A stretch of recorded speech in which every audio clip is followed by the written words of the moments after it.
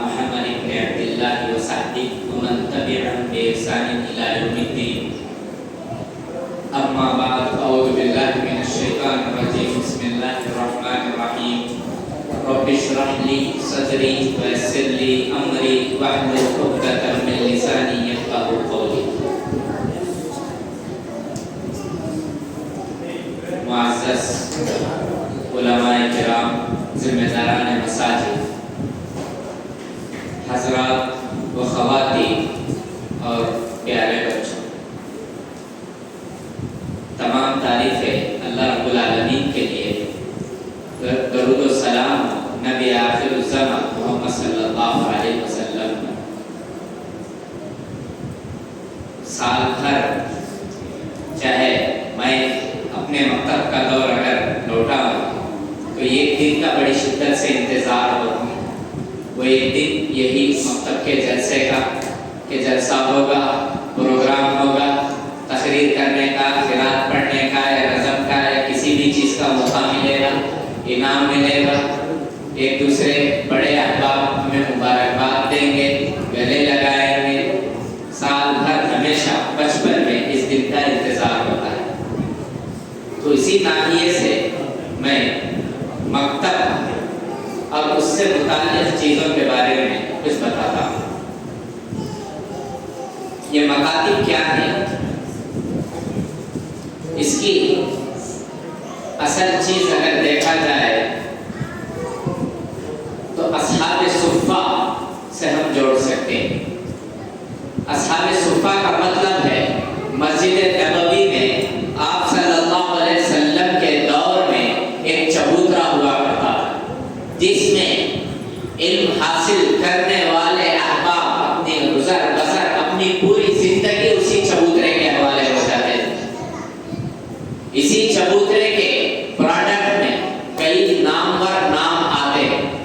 ابو ہریرہ رضی اللہ عنہ جن سے 5000 روایتیں ہیں اسی اصحاب صفہ کے. عبداللہ بن عباس رضی اللہ عنہ جو کہ امام المفسرین کہلائے اسی چبوترے سے.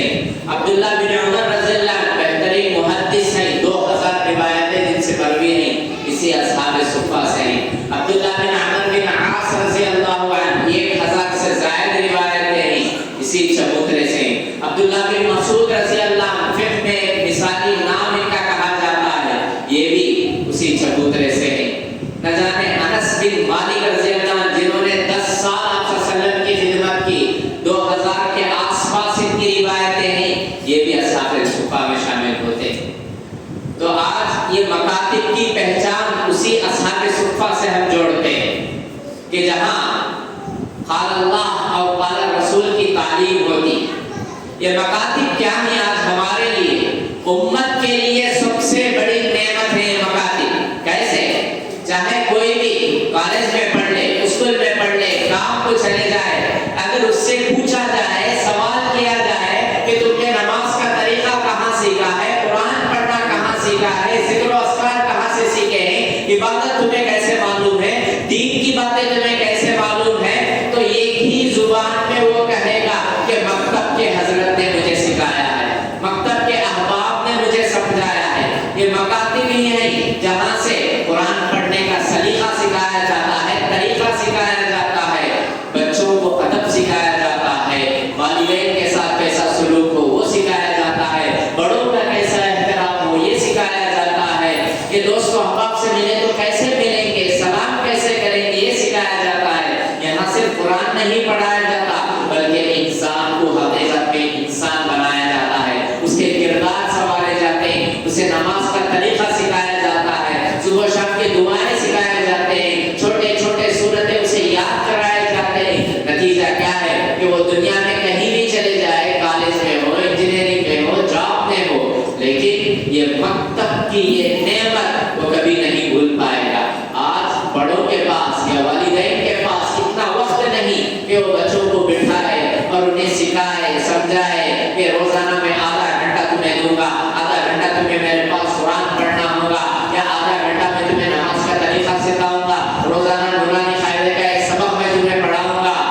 اتنا وقت نہیں ہے بڑوں کے پاس. تو اس کے لیے آج امت کے لیے اسلامی اسلامی تشخص جیسے کہ اسلامی کلچر کو اگر کوئی ریپریزنٹ کر رہا ہے تو وہ مکتب ہے، کہ مکتب ہی سے وہ سیکھ رہا ہے قرآن کے بارے میں، نماز کے بارے میں، عبادت کے بارے میں، احترام کے بارے میں، اسلام کے بارے میں، کہ جتنا کچھ یہاں سیکھتا ہے وہی چیز اسے آگے زندگی بھر کے مراحل میں کام آتے ہیں۔ یہ معمولی بات نہیں ہے۔ اور یاد رکھیے مکتب ہو، مکتب کے ذمہ داران ہو یا مکتب کے اساتذہ ہو، ان اینٹوں کے معنی کہ جیسے ہی کوئی عمارت بنتی ہے، عمارت بننے سے پہلے فاؤنڈیشن کے لیے کچھ اینٹوں کو زمین میں دفنایا جاتا ہے، اور وہ اینٹیں جتنے مضبوط ہیں اور جتنا اندر ان اینٹوں کو دفنایا جاتا ہے عمارت اتنی مضبوط ہوتی ہے۔ سمجھو کہ اگر ہم 20 مالا 25 مالا 25 فلور 40 فلور یا 10 فلور ہی بننا ہے تو اینٹیں اتنی مضبوطی کے ساتھ اتنے اندر گاڑے جاتے ہیں۔ کیوں؟ کیونکہ عمارت اتنی اوپر تک بنی ہے۔ تو اسی طرح یہ مکاتب ہیں، ان اینٹوں کے مانند ہیں کہ جتنے گہرائی کے ساتھ بچہ یہاں پڑھتا ہے اس میں ترقی، ادب، کردار، عبادتیں، اچھائیاں اسی طرح ہوتے ہیں۔ اور بچپن میں جو چیز سیکھتا ہے سمجھو کہ وہ پتھر پر لکیر ہے، ہمیشہ کے لیے اس میں وہ چیز آ جاتی ہے۔ اب بچے کو اگر شرک کے بارے میں بتا دیا جائے، اس کے بعد اگر کہیں 40واں ادھر ادھر کی کوئی بھی چیز ہو تو وہ کہے گا نہیں، مکتب کے حضرت بولے کرنا نہیں کرتے، معمولی بول چال میں وہ بولے گا، یہ چیز اس کے ذہن میں بیٹھ جاتی ہے۔ اور اللہ کا فضل کہ گناہوں سے دور ہونے کی وجہ سے حافظہ مضبوط ہوتا ہے، جس کا نتیجہ کیا ہے؟ ہمیشہ کے لیے کسی بھی انسان کی زندگی میں ٹرننگ پوائنٹ ہے مکاتب۔ تو ان اینٹوں کے معنی نہیں، مکتب کے اساتذہ اور ذمہ دار کہ ان کی محنت کیسے دکھائی دیتی ہے انسان کی ترقیوں میں۔ انسان بڑے سے بڑے عہدوں پر جاتا ہے لیکن جو دینی نظام اس کے اندر ہے، عبادتیں ہیں، روزہ رکھنا ہے، نمازوں کا اہتمام کرنا ہے، یہ ساری چیزیں اسے مکتب کی سکھائی ہوئی ہے کہ وہ بچپن میں جو سیکھتا ہے یہ قربانیاں دیکھ نہیں سکتے ہیں لیکن محسوس کر سکتے ہیں۔ قربانی دینا پڑتا کہ یہ جو دفن شدہ اینٹیں ہیں کسی کو دکھائی نہیں دیتے، کوئی بھی نہیں دیکھتا۔ ہر کوئی عمارت کی خوبصورتی کو دیکھے گا، بلندی کو دیکھے گا، چکا چوند چیز کو دیکھے گا کہ کتنا اچھا ہے، کتنا شاندار ہے، کتنا خوبصورت ہے، کتنا بہترین ہے، لیکن اس شاندار عمارت کے لیے یہ اینٹیں قربانی دیے۔ تو اسی طرح یہ مکتب ہے، یہاں وہ سب چیزیں سکھائے جاتے ہیں تاکہ کل مستقبل میں بچہ دین سے جڑا رہے، اسلام سے جڑا رہے، عبادت سے جڑا رہے، روزوں سے جڑا رہے۔ اسی لیے اس کی اہمیت میں کبھی بھی گراوٹ نہیں آنا چاہیے۔ اور جس طرح ہم میں سے اکثر اپنے بچوں کو اسکول کے لیے اٹھاتے 8 بجے برابر اٹھا دیتے اور چھٹی ہونا تو لیٹر لکھ کر بھیجتے اور اہتمام کرتے کہ جیسے 2 سے 3 روز اگر چھٹی زیادہ ہو جائے تو پیرنٹس جاتے ہیں، معافی مانگتے۔ مکتب کو بھی ویسے ہی اہمیت دینی چاہیے اور دینا ہی ہے، تبھی چل کر قوم کا مستقبل ہوگا۔ بس اسکول کو برابر پابندی کیے، مکتب کو آئے نہیں آئے، ہفتے میں 2 دن 3 دن چھٹی، تو اس سے اس کے اندر دین کی تشخص یا دین جیسے آنا ہے وہ چیز نہیں آئے۔ جیسے اسکول کی پابندی ہے اس سے زیادہ پابندی مکاتب کی ہونا ہے۔ اور یاد رکھیے قوموں کی ترقی میں یہی مکتب بڑا اہم رول ادا کیا۔ امام شافعی رحمہ اللہ 7-8 سال کی عمر میں حفظ کرتے ہیں، بڑا رول ان کے والدہ کا تھا اور مکتب کا تھا۔ یہی دو چیزیں، ماں کی گود پہلی درسگاہ ہے اور مکتب اس کے ساتھ بھی درسگاہ ہے۔ یہ دو ہی جگہ سے انسان سیکھتا ہے۔ امام بخاری رحمہ اللہ 7-8 سال کی عمر میں درس میں بیٹھتے ہیں، آگے چل کر اتنے بڑے امام بنے۔ یہ دو مثالیں میں ایسے ہی دے رہا ہوں، ورنہ معمول ہے صحابہ کا اور سلف کا کہ جیسے ہی 7 سال کا ہو جائے، مساجد تو اس سے پہلے سے آتے ہیں، 7 سال میں اس کو درس کی پابندی کرائی جاتی ہے اور وہ اہتمام کے ساتھ سبق میں شریک ہوتا ہے، مکتب کو آتا ہے، پڑھتا ہے، محنت کرتا ہے۔ یہاں دو طرف سے بھی ہو، استاذ بھی ایسے ہو جو پوری فوکس کے ساتھ پڑھائے، والدین بھی ایسے ہو جو برابر دیکھے سبق لیا نہیں لیا، سبق یاد ہے نہیں یاد ہے۔ یہ بھی اہتمام گھروں میں ہونا چاہیے، گھروں میں کم از کم دیکھنا تو چاہیے کہ بچہ کتنا سبق ہے، کہاں ہے، اس کی توجہ ہے نہیں، اور مہینے میں ہفتے میں ایک آدھ مرتبہ استاد سے ملاقات کر کر پوچھ لینا ہے کیا میرا بچہ پڑھ رہا ہے اچھی طریقے سے۔ اور اس کے ساتھ ساتھ یہ عمر میں بچوں کے لیے سب سے زیادہ جو چیز ضروری ہے وہ ہے حوصلہ افزائی، جس کو کہا جاتا ہے انگریزی میں انکریجمنٹ۔ حوصلہ افزائی آج بہت ضروری ہے۔ آج ہم کیا کرتے ہیں، بچے کو پازیٹیو اعتبار سے ٹریٹ نہیں کرتے، منفی اعتبار سے ٹریٹ کرتے ہیں۔ منفی کیسا؟ جیسے 3 سال 4 سال 5 سال کا بچہ ہے، اگر وہ کوئی غلط کام کر رہا ہے، سمجھو کہ اگر الٹے ہاتھ سے کھا رہا ہے تو ہم کیا کرتے ہیں؟ پہلے روکتے، ٹکا دیتے، چیز چھین لیتے۔ طریقہ اچھا، ہاں مطلب سکھانا تو ہے کہ اس بائیں ہاتھ سے الٹے ہاتھ سے اسے کھانے نہیں دینا، لیکن طریقہ کیسا ہو؟ بیٹا الٹے ہاتھ سے نہیں کھانا بولے تو اور کھائے گا، اس کو اچھے انداز سے بولنا ہے۔ یہی تو تربیت اصل ہے۔ بیٹا سیدھے ہاتھ سے کھاؤ، یہ ہاتھ سے کھاؤ، دیکھو یہ ہاتھ سے دیکھو کھاؤ، کہے گا بیٹا ادھر جانا نہیں، انہیں ادھر ہی جائے گا، کیونکہ بچپنا ہے، معلوم نہیں۔ اس کو پازیٹیو اعتبار سے سمجھانا، بیٹا ادھر آؤ، یہاں دیکھو کتنی اچھی چیز ہے، پلاسٹک کا گورا نہیں کھاتا، لے کر دیجیے، رنگ برنگی چیزیں آج کل آئی ہیں، دیکھے گا تو اور خوش ہوگا۔ کہ آج کیا کرتے ہیں؟ موبائل کے حوالے کر دیتے ہیں۔ 2 سال 3 سال کے بچے کو نہ صرف یہ کہ پاسورڈ کھولنا آتا، موبائل چلانا آتا، یوٹیوب پہ جانا آتا اور ویڈیوز دیکھنا آتا، اس کی توجہ ایسے مبذول کرتے ہیں۔ اگر وہ چیز چھینے گے تو اسے کھلونا نہیں ہے، اسے دینی کھلونے دیجیے کہ لیپ ٹاپ ہے، آپ اس طرح کے معمولی 1000-2000 میں کہ ان لیپ ٹاپوں میں برابر قرآن کی ریکارڈنگ ہے، بہترین قراتیں ہیں۔ کہ ہم نے دیکھا ہے بچوں کو، جو بچے ان قراتوں کو، ان ریکارڈنگ کو سنے ہیں، وہ برابر اس کو پڑھتے ہیں، گنگناتے ہیں۔ تو یہ ہے پازیٹیو اعتبار سے کہ بس ان کا طریقہ بدلنا ہے کہ آپ تم یہ کرتے ہو کیا، اس میں کرو، اتنی بڑی چیز ہے، ادھر وہ اتنی چھوٹی ہے، اتنا بڑا گھوڑا نہیں کھاتا ہے، کلرفل لا کر دیے، وہ پڑھے گا یا پڑھنے کی کوشش کرے گا۔ یہی چیز تو اصل ہے کہ بچوں کی تربیت، یہی سے نسلوں کی حفاظت ہوتی ہے۔ اگر تربیت نہیں ہوگی بچوں کی تو یہی قوم کا سرمایہ ہے، قوم کا مستقبل ہے، کل کے لیے ان کو وہ چیز نہیں رہے گی۔ تو اسی لیے کوشش یہ ہونی چاہیے کہ بچپن میں، اور سب سے بڑا حال کیا ہے ہمارے پاس، 10 سال 12 سال 14 سال تک ہم کیا کرتے ہیں؟ بچہ ہے بن کر جانے دیتے ہیں، اسی عمر میں سمجھانا ہے۔ اس کے لیے واضح مثال درخت کی ہے کہ درخت کو جیسے ہی چھوٹا آتا ہے تو ہم جیسے چاہے ادھر پھیرنا ادھر پھیرنا، جو کرنا ہے ہم درخت کے ذریعے کر سکتے ہیں۔ ویسے ہی اگر وہ جوان ہو جائے تو درخت تو دور، درخت کی ایک ڈالی یا ایک شاخ پکڑ کر بھی ہم ادھر ادھر نہیں کر سکتے، ہاں لٹک سکتے ہیں۔ آج جیسے والدین اولاد نوجوانوں کے سلسلے میں لٹک رہے ہیں کہ بچہ سدھرتا نہیں، بچہ سنبھلتا نہیں، بچہ ہاتھ سے نکل گیا، تمہارے ہاتھ میں تم رکھے ہی کب اسے؟ ہاتھ سے نکال دینے کے بعد بولیں گے تو کیا ہوگا؟ کہ جب درخت بچپن میں ہے تو اس وقت جیسے چاہے ہم اسے سدھار سکتے ہیں، پھیر سکتے ہیں۔ ایک مرتبہ وہ مضبوط ہو جائے تو پھر اس کی ڈالی کو تک ہٹا نہیں سکتے ہم۔ تو اسی طرح یہ عمر بچے آپ کے پاس امانت ہے۔ یاد رکھیں، امام غزالی رحمہ اللہ کا جملہ ہے کہ بچے آپ کے پاس امانت ہیں، ان امانت کو آپ سیدھے راستے پر لے جانا یہ والدین اور بڑوں کی ذمہ داری ہے۔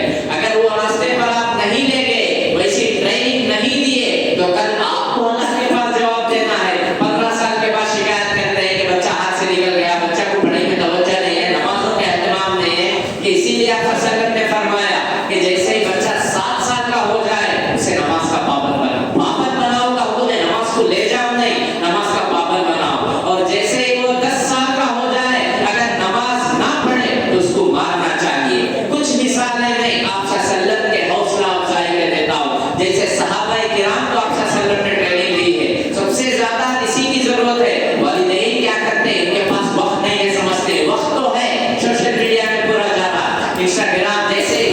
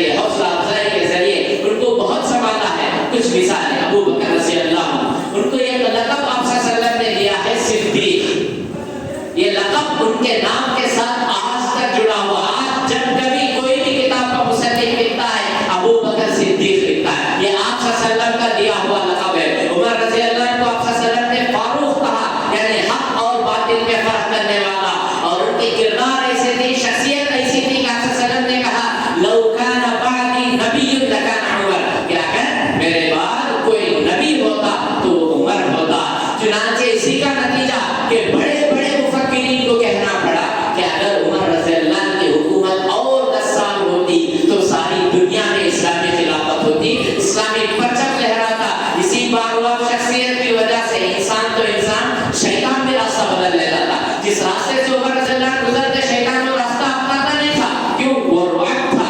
آپ صلی اللہ علیہ وسلم کے الفاظ سے حوصلہ افزائی کے اور انہوں نے اسی پر اپنی شخصیت کو ڈھالا تھا. اسی طرح ایک نام آتا ہے سلمان فارسی رضی اللہ عنہ کا. پرشین سے آئے تھے، غریب تھے، اجنبی، کوئی معلوم نہیں، جاننے والا نہیں، رشتے دار، دوست و احباب کچھ نہیں. آپ صلی اللہ علیہ وسلم کا چھوٹا سا ٹکڑا ان کے لیے. سلمان بن اہل البیت، بیہقی کی روایت کہ سلمان وہ تو ہمارے گھر والے کی طرح ہیں، ہمارے ہی آدمی کی طرح ہیں. اس کا نتیجہ کیا ہوا؟ جب خندق کا موقع آیا تو 12 سے 13 ہزار کا لشکر ہے. یہاں 1200-1400 صحابہ کرام ہیں. لڑائی کے لیے امکانات کیسے 10 گنا زیادہ ہے. سلمان رضی اللہ عنہ آگے بڑھ کر مشورہ دیتے ہیں یہ گڑھا کھودا لو تو آ ہی نہیں سکتے. نتیجہ کیا ہے؟ آج ہم دیکھتے ہیں کہ جیسے ہی اللہ تعالیٰ ہمیں سے ہر ایک کو حج اور عمرہ نصیب کرے، جائیں گے تو وہ گڑھا آج تک بھی موجود، آج تک وہ گڑھا موجود ہے. تو سلمان رضی اللہ عنہ یہ ایک مختصر حوصلہ افزائی کا جملہ. اسی طرح اسامہ بن زید رضی اللہ عنہ، ان کو عین جوانی میں آپ صلی اللہ علیہ وسلم نے لیڈر بنایا، کمانڈر بنایا. جبکہ اس وقت ابو بکر رضی اللہ عنہ، عمر بن خطاب رضی اللہ عنہ، علی رضی اللہ عنہ، ابو عبیدہ بن جراح رضی اللہ عنہ، بے شمار صحابہ موجود ہیں. اس کا نتیجہ کیا ہوا؟ آپ صلی اللہ علیہ وسلم کی وفات کے بعد ابو بکر رضی اللہ عنہ کے دور میں روم اور ایران کے فتوحات میں اسامہ رضی اللہ عنہ کا بڑا ہاتھ ہے. کتاب ابن حسین رضی اللہ عنہ نے محض 17 سال، ایٹ دی ایج آف 17، 17 سال کی عمر میں انہیں مکے کا کمانڈر بناتے، والی اور ذمہ دار بناتے. نتیجہ کیا ہے؟ وفات تک یہ مکے کے کمانڈر رہتے اور ایسے ایسے ترقی کریں کہ دنیا آج حاصل ہے کہ ایک نوجوان جس کی عمر 17 سال ہے وہ کمانڈر بنایا جاتا ہے اور بڑھتے دن تک وہ کمانڈر رہتا ہے. کہ آپ صلی اللہ علیہ وسلم کے لیے ان کی حوصلہ افزائی. عبداللہ بن مسعود رضی اللہ عنہ کے بارے میں ہے، بچپنے کے عمر میں ہے کہ دعائیں تھی، اہتمام تھا. نتیجہ کیا ہوا؟ آپ صلی اللہ علیہ وسلم کے اوپر قرآن نازل ہوا. عبداللہ بن مسعود رضی اللہ عنہ سے کہتے ہیں ابھی بچپن کی عمر میں کہ ابن مسعود تم قرآن پڑھ کر سناؤ مجھے. عبداللہ بن مسعود رضی اللہ عنہ کہتے ہیں قرآن تو آپ پر نازل ہوا، میں کیسے؟ تو کہا ہاں یہی حکم ہوا ہے تم پڑھ کر سناؤ. عبداللہ بن مسعود رضی اللہ عنہ قرآن پڑھتے ہیں، زار و فقار روتے ہوئے. وہاں سامنے آپ صلی اللہ علیہ وسلم کی آنکھوں میں سے آنسو ہوئے. نتیجہ کیا ہے؟ وہ آگے چل کر فقہ کے امام بنے. عبداللہ بن عباس رضی اللہ عنہ بچپن کی عمر میں ہے، خدمت کرنے پر آپ صلی اللہ علیہ وسلم کی دعا تھی اللہم فقہہ فی الدین وعلمہ التاویل. اے اللہ تو اسے دین کی سمجھ بوجھ دے، دین کا علم اور قرآن فہمی عطا کر. نتیجہ کیا ہوا؟ 17-18 سال کی عمر میں بڑے بڑے صحابہ کے ساتھ شورا کمیٹی میں ہے اور آگے چل کر ہر دوسری تیسری آیت میں ابن عباس رضی اللہ عنہ کا کوئی نہ کوئی قول، کوئی نہ کوئی حدیث تفسیر وغیرہ رہتی اور آگے چل کر یہی امام المفسرین کہلائے. معاذ بن جبل رضی اللہ عنہ، ترمذی کی روایت ہے، اعلمهم بالحلال والحرام معاذ بن جبل، 3790 روایت نمبر، کہ حلال و حرام کو سب سے زیادہ جاننے والے معاذ بن جبل رضی اللہ عنہ. نتیجہ کیا ہوا اس حوصلہ افزائی کا؟ آپ صلی اللہ علیہ وسلم کی زندگی میں یہ فتویٰ دیا کرتے تھے، مسائل کو حل کیا کرتے تھے معاذ بن جبل رضی اللہ عنہ. ابو عبیدہ بن جراح رضی اللہ عنہ، ان کے لیے مختصر سا جملہ، ھذا امین ھذہ الامہ، بخاری کی روایت ہے کہ یہ اس امت کے امین ہیں، یہ اس امت کے سردار ہیں. یہ جملہ تھا جب پہلی صلیبی جنگ ہوئی، یعنی عیسائیوں کی اور مسلمانوں کی جنگ، جس میں عیسائیوں کی تعداد 1,20,000 ہے اور مسلمانوں کی تعداد 30 سے 40 ہزار ہے. لیکن یہ کمانڈر بنائے جاتے ہیں اور ایسے جانبازی سے لڑتے ہیں کہ آگے چل کر نہ صرف یہ کہ وہ عیسائیوں کو شکست ہوئی بلکہ اتنی بری شکست ہوئی کہ 30 سے 40 ہزار سمندر میں غرق ہوئے، ریگستان میں چلے گئے اور 20-30 ہزار موت کے گھاٹ اتار دیے گئے. یہ آپ صلی اللہ علیہ وسلم کے لیے مختصر سا جملہ ھذا امین ھذہ الامہ کہ جنگ یرموک پڑھیے جا کر کیا حال ہوا تھا عیسائیوں. مختصر آپ صلی اللہ علیہ وسلم کا جملہ ان کے لیے تھا. عبداللہ بن عمر رضی اللہ عنہ کے لیے آپ صلی اللہ علیہ وسلم کا جملہ ہے نعم الرجل عبداللہ لو کان یقوم باللیل، رواہ البخاری 1120 پر 2 روایت نمبر. بس آپ صلی اللہ علیہ وسلم نے کہا ابن عمر رضی اللہ عنہ سے بھی وہ لڑکپن کی عمر میں عبداللہ بڑا اچھا لڑکا ہے، بہت تمیزدار لڑکا ہے، اگر وہ تہجد بھی پڑھ لے تو بہت اچھا ہے. تہجد کی پابندی آنی چاہیے، پازیٹیو نیگیٹیو نہیں ہے. تمہیں تہجد پڑھتے ہی نہ پڑھ لو، نہیں، تمہیں اچھے لڑکے تہجد پڑھو اور اچھے ہو جائیں گے. راوی صادق رحمہ اللہ کہتے ہیں فکان عبداللہ لا ینام فی اللیل الا قلیلا. اس کے بعد انہوں نے 40 سے 50 سال اپنی زندگی گزارے ہیں، لیکن راوی کا بیان ہے کہ وہ رات میں بہت کم ہی سویا کرتے تھے اور ہمیشہ تہجد کی پابندی کرتے تھے، عبادتوں کا اہتمام کرتے تھے. بس آپ صلی اللہ علیہ وسلم کا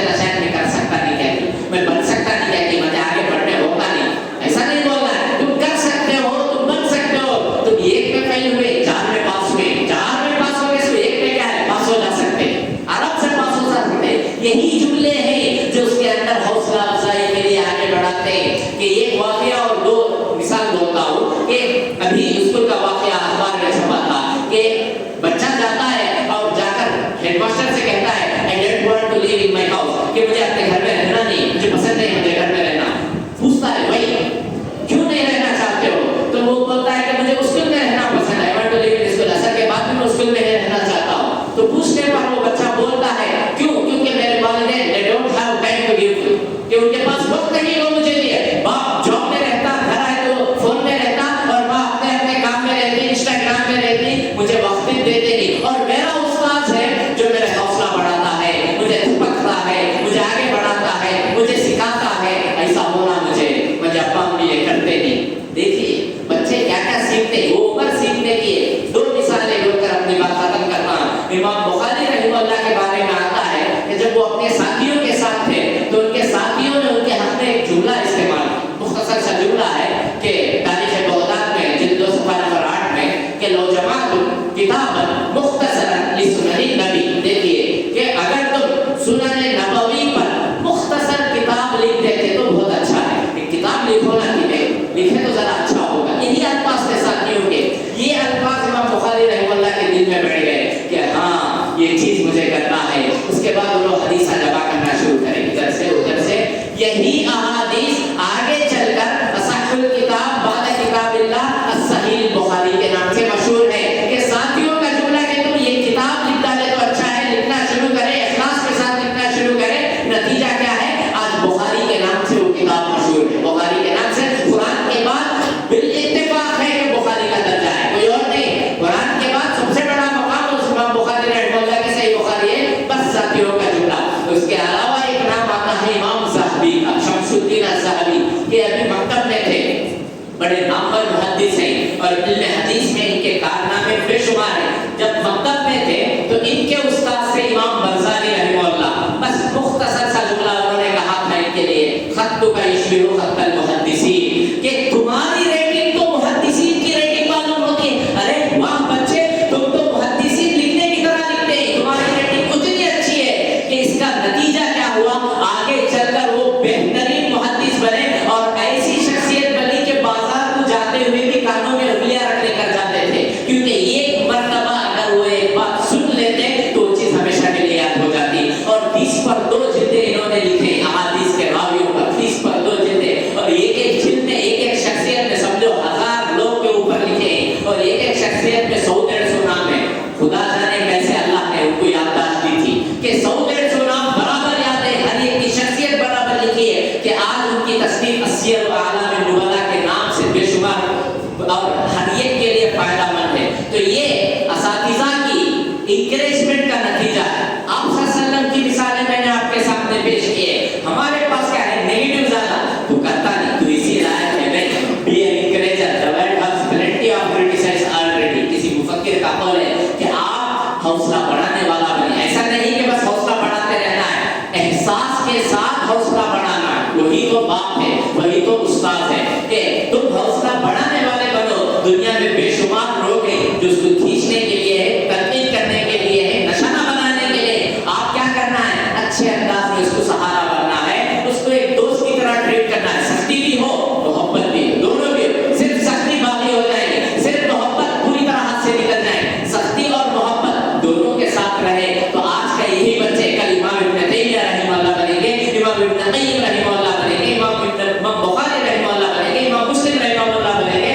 ऐसी चीजें आज भी हो सकती हैं। नहीं नाउमीद इक़बाल अपनी किश्त वगैरह से जरा न हो तो ये मिट्टी बहुत जरती से साथी। बस कोशिश करना हमारा काम है, अच्छे अंदाज से। बाकी ये अल्लाह के ऊपर है, अल्लाह ताला उसके अंदर देगा, वो शुरूर पैदा करेगा और आगे चलकर वो खुद भी नेक होगा और कौमों का मुस्तक़बिल भी हम अच्छे लोगों के हवाले कर जा सकते हैं। तो दुआ है रब्बुल आलमीन से अल्लाह ताला मुझे और आपको हौसला करने वाला बने। इस मौके पर मैं जो जिम्मेदारान मुझे याद किए हैं